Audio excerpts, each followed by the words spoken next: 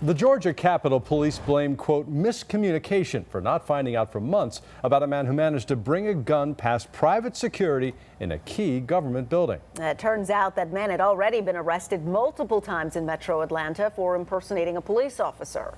Well, Fox 5 I-Team reporter Randy Travis joins us with more about this security breakdown. And you have some frightening pictures of what happened, Randy. That's right, Russ and Sinead. We've already reported on the guy who got this gun into a secure area of the Sloppy Floyd Building in downtown Atlanta. He eventually pled guilty to lesser charges and is currently on probation. But we can find no evidence the private security company suffered any punishment for failing to do its job. The Sloppy Floyd Building across the street from the Capitol houses important state offices like Pardons and Paroles, the Insurance Commission, and the Secretary of State. You're allowed to bring a gun into the lobby, just not past these security checkpoints leading to those sensitive government agencies. Yet last fall, this man did just that. You have a guy that comes in and he's dressed the part, he's got the equipment, and he basically talked his way through. House Chairman of Public Safety Alan Powell didn't even know about the security breach until the Fox 5 I-Team told him. We come here to make you uncomfortable. But long before it happened, local law enforcement was well aware of this man. He calls himself Sir Major Page, leader of Black Lives Matter of Greater Atlanta, a group that broke off from the original Black Lives Matter organization here in Georgia. I come over here and I watch what's going on and I hold these cops accountable. But in the last year, authorities would arrest Page multiple times for impersonating a police officer.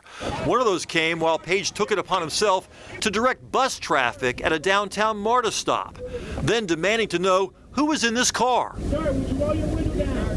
I would like to identify you. He found out who he was. The man was an Atlanta cop. That would become the third time Page would be arrested for impersonating a police officer before he walked into the Sloppy Floyd Building with a gun. According to a report from the private company Dynamic Security, Page refused to show ID to their staff, claiming he was with the FBI and they were hindering an investigation. Somehow a Dynamic Security supervisor let him through.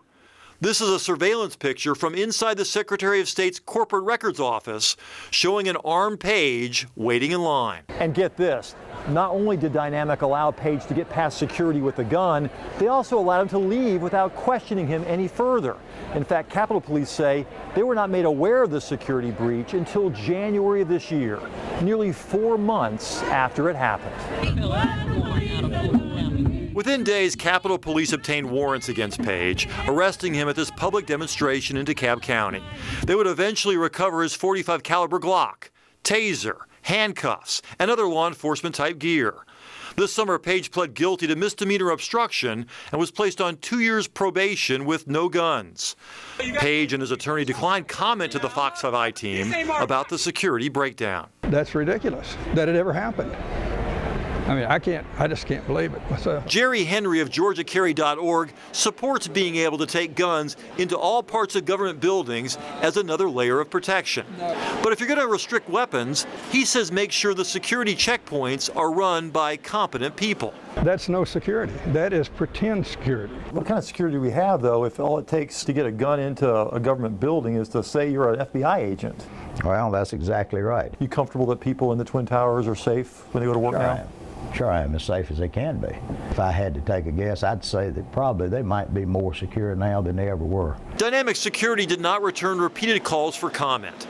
The Department of Public Safety says it has received no other formal complaints about the company's performance. And they're still working here. That's a crime in itself as far as I'm concerned. They should have been booted out the day they found out about it. Now, again, we left multiple messages for Dynamic at their Georgia office and at the Sloppy Floyd Building, but got no response. And Page's attorney wanted me to stress that even though his client did plead guilty to obstruction, misdemeanor obstruction, that the impersonating a police officer charges were dismissed, so he didn't plead guilty to those. Okay, so with this Dynamic Security company, we haven't heard from them.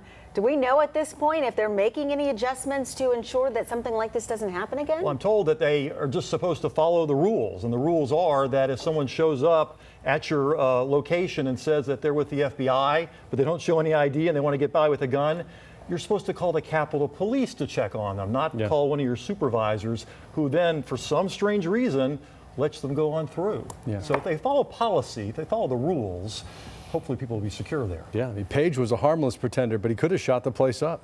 You don't know who would have been able to get in Right. if this particular type of breakdown continued. That's the scary part. All right, Randy, thanks so much. Yeah, thanks, Randy.